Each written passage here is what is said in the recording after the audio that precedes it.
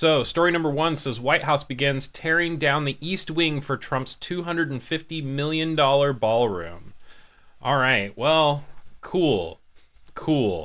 He's tearing down the government. He's tearing down the White House. Now he's literally tearing down the White House. So, 413 articles are reporting on this. It sounds like a lot of people are covering this.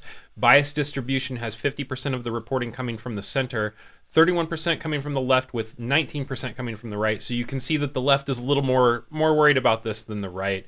I've got my sources sorted by factuality, and I had to come down here, I think, to the sixth down. I wanted to find a right-leaning source, and so we pulled from El Mundo, which is a Spanish-speaking organization. So the article is translated from Spanish, so there might be a little bit of confusion in some of the ways that things are worded. I don't do this very often, but occasionally I'll pull from a source that speaks a different language, and so we'll read it and just kind of see how people in other parts of the world are reporting on this. So before we do, though, I do want to highlight that 89% of the sources are high factuality or above.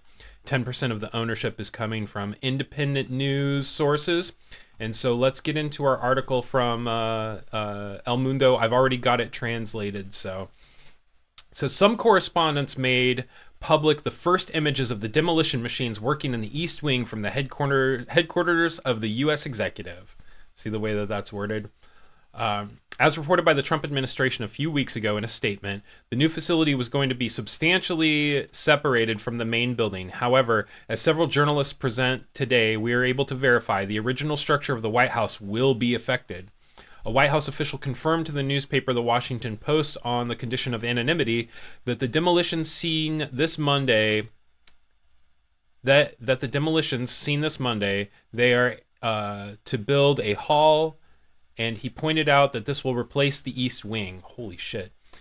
Trump has ordered construction of a ballroom in the White House measuring about 8,000 square meters and with a capacity for up to 900 people, he told NBC last week. The project has an estimated cost of $200 million, which, according to the White House, will be covered by donations from the president himself and other patriots.